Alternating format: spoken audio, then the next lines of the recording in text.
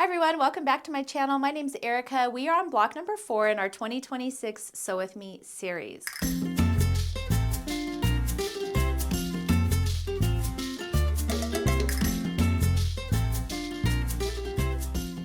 So if you have any questions about the series so far, if you missed anything, go back and watch block number 1's video. It has all the housekeeping information, fabric requirements, floss requirements there. And you'll also want to click the blog post linked below this video. That has links to the free PDF downloads for the quilt version and the cross stitch version. So make sure you grab your free downloads and we'll go ahead and get started with today's block. So today's block is a classic weather vane style block. It's a very easy to put together, but you are going to hopefully be learning some new techniques. We are going to be making 8 at a time half square triangles, and my half square triangles I always make oversized and then trim them down. So I will show you how to do that in today's video. That way you get perfect half square triangles every time, even if your sewing isn't perfect. And then after the quilt tutorial, I will be sharing my updated stitchy progress as well. So let's go ahead and dive right in with today's tutorial. So I've got all my pieces laid out, and we're going to go ahead and do 8 at a time half square triangles for this block. And so I think I've showed you how to do this before, but just in case, we're going to take our D and B pieces. On the wrong side of piece B, I've drawn a line from corner to corner on the diagonal using my friction erasable pin. We're going to place those right side together, and you can pin this in place if you want. We're going to sew 1/4 of an inch away on both sides of those diagonal lines, and then we'll come back and I'll show you how to trim this up to make 8 half square triangles. The other thing I want to mention really quick is I have pre-sprayed all of my pieces with my acorn starch. You just spray it on and press it till your piece is dry. It's basically a spray starch, gives you really nice structure. We're going to be cutting our 8 at a time half square triangles on the bias, so it'll be better if we have a little bit of structure for those. They won't stretch and distort quite as much. All right, so I've sewn on both sides of my diagonal line. And then now we can trim this up. And so what we're going to do first is trim right on the drawn line. And then without moving anything, we're just going to rotate our ruler. The next thing we're going to do is trim in half vertically and horizontally. And so I'm just going to use the ruler line right here just to make sure I have a nice straight line. So there's that way. And again, without moving anything, we're going to trim that way. And now as you can see, we've got 8 half square triangles. I'm going to take all of my pieces and just take them and press them towards the dark fabric. Here's all my half square triangles, and now we just need to trim these up. And I do make them a little bit larger so it's easier to trim down to size. When I'm trimming my half square triangles to size, I will use the diagonal line on my ruler. So if I'm cutting a 2-inch half square triangle, I'll just line up this little 2-inch line right here, the corner of my ruler, and then just make sure that I keep this diagonal right on the seam line. So here is my diagonal line right on that seam line. I've got the point lining up with this. I've got the point lining up with this, and then I can just trim my unit.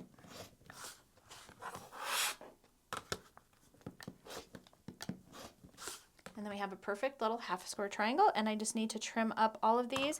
Since I have a few, I'm actually going to take a little cheat here. I'm going to place these right sides together so that the green is on opposite sides. I nest those seams really good. I'm going to use the stitch line as my guide. This is not as accurate as the other way, just so you know. I just do this if I'm in a hurry.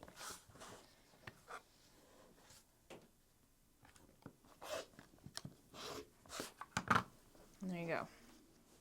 All right, so all of our half square triangles are done now. And the next thing we're going to do is we're going to take our A squares and we're going to take our C squares. All right, so we're going to take 4 A squares, our C squares, and our half square triangles. And I'm just going to divide these up into 4 and 4. So there's 4 and 4. And I like to lay them all out like this so that when I sew them, hopefully I don't twist anything around. And we're going to sew a 4-patch unit using the A and a half square triangle and the half square triangle and the C. So we'll sew these rows, the top and bottom rows together, and then we'll come back and sew those together to make our corner units. All right, so here's one. I just chain pieced it together. Okay, so then I've pressed towards the C and towards the A because there's no seams on those. It just presses a little bit nicer. And then we can place that right side down. As you can see, those seams are going in opposite directions, so we're nesting those seams.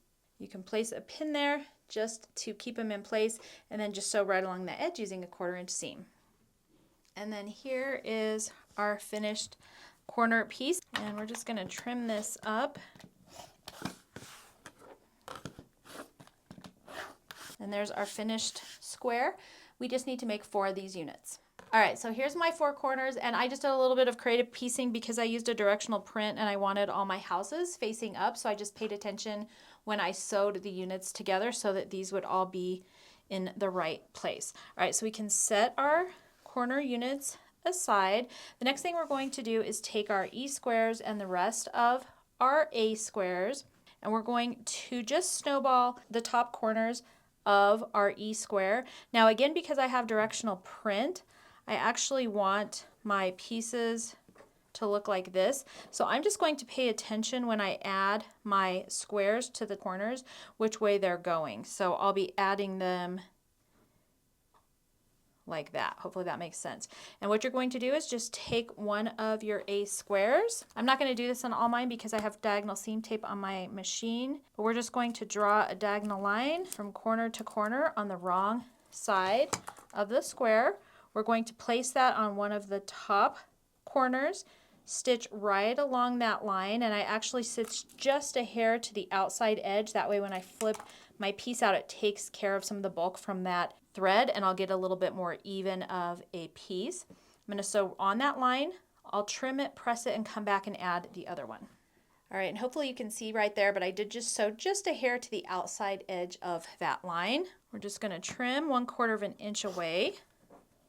You're going to want to follow the pressing instructions in the pattern. I'm pressing towards the red, and so it just looks like that. Now we can take another A square, and we're going to do the same thing, putting it in the opposite corner, and again sewing just diagonally from corner to corner. And here's what our finished piece is going to look like. We just need to repeat that on the other E pieces, and like I said, because I've got directional print, I'm actually going to go ahead and just put 1 square on so I know where I'm going to be adding my snowballed sides to. If you aren't using directional print, you can just make all 4 the same way. All right, we've got all 4 of our corners done. We've got our 4 E units done, and then we just have to assemble our block. So we're just going to take our F square, place that right in the middle, and then we're going to grab our corner units and place those right on the corners just like this. We'll sew rows 1, 2, and 3 together, and then come back and sew those together to complete our block. And again, just follow the pressing instructions in your pattern. And here's our finished block. I've already trimmed it up, and that is it for block number 4. And then here is my 12-inch version. I am loving this patriotic version so much. The colors are so fun, and I really can't wait to see how my red, white, and blue quilt is going to come out. All right, so here's my stitching for block number 4. Again, I'm doing the medallion style quilt. This is the paid version. If you don't want to do the paid version, you can do the free version that's releasing here on YouTube.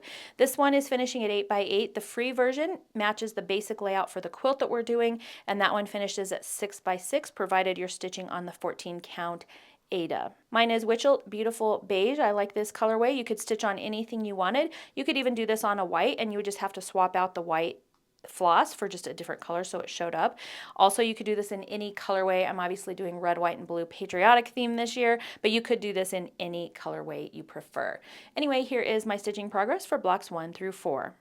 So that's it for block number 4. I hope you're enjoying our Sew With Me series Sew Along this year and Stitch Along if you're stitching along with us. I'm having a lot of fun with it. Obviously, I did my blocks in Christmas colors for my Candy Cane Lane quilt, but I'm also doing that red, white, and blue version, which is coming together really nicely, and I'm really excited to see that.